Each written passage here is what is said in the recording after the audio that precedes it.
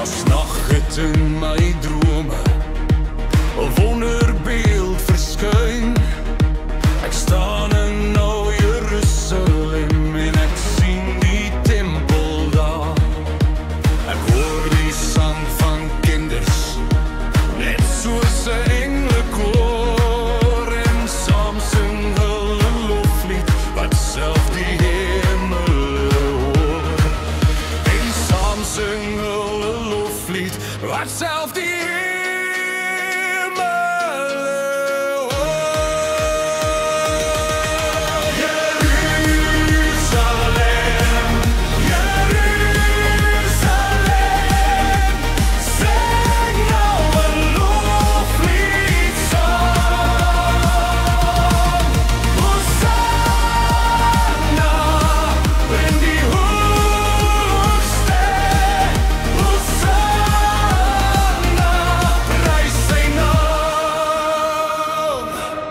en daar verander toe my droom, en stilte daal daar neer.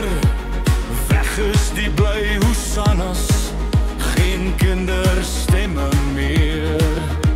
Die son het toe verduister, die oggend koud en kil, en die skadu van 'n kruis verrys om ons ontwil. En die skadu van 'n kruis verrys om ons ontwil. Jerusalem, Jerusalem, sing nou 'n loflied saam. Hosanna in die hoogste, Hosanna, prys sy naam.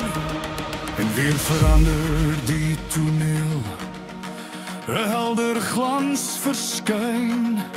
Ek sien die heilige stad daar, die son begin weer te skyn.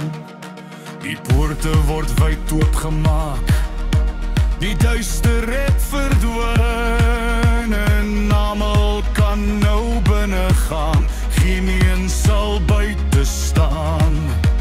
'n nuwe dag het aangebreek, die kinders sing weer saam. Die heilige stad Jerusalem sal nooit weer kan vergaan. Die heilige stad Jerusalem sal nooit weer kan vergaan.